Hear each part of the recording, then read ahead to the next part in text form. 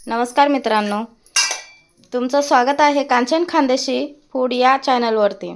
काल मी तुम्हाला शेवगांची मसाली भाजी कशी करता हे शिकवलं होतं। आज मी तुम्हाला भरलेली वांगी कशी करता हे शिकवणार आहे। त्याच्यासाठी मी हे छोटे वांगे असे कापून घेतलेले आहे आणि धुवून घेतलेला आहे।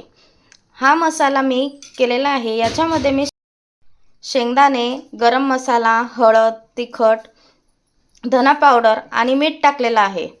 आता हे आपण मसाला वांग्यांमध्ये भरून घेऊ। आपण वांगे असे भरून घेतलेला आहे।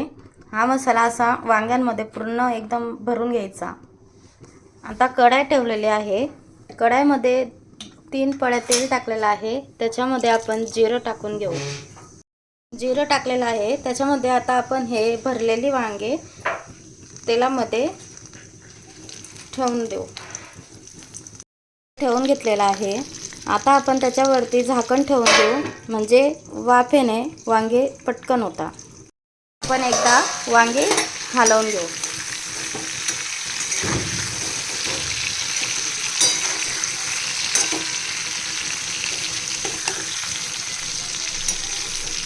वांगे हलवून परत आपण झाकण ठेवून देऊ।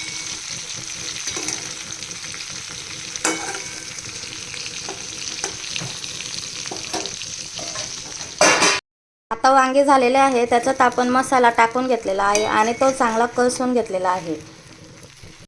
आता आपण याच्यामध्ये पाणी टाकून घेऊ।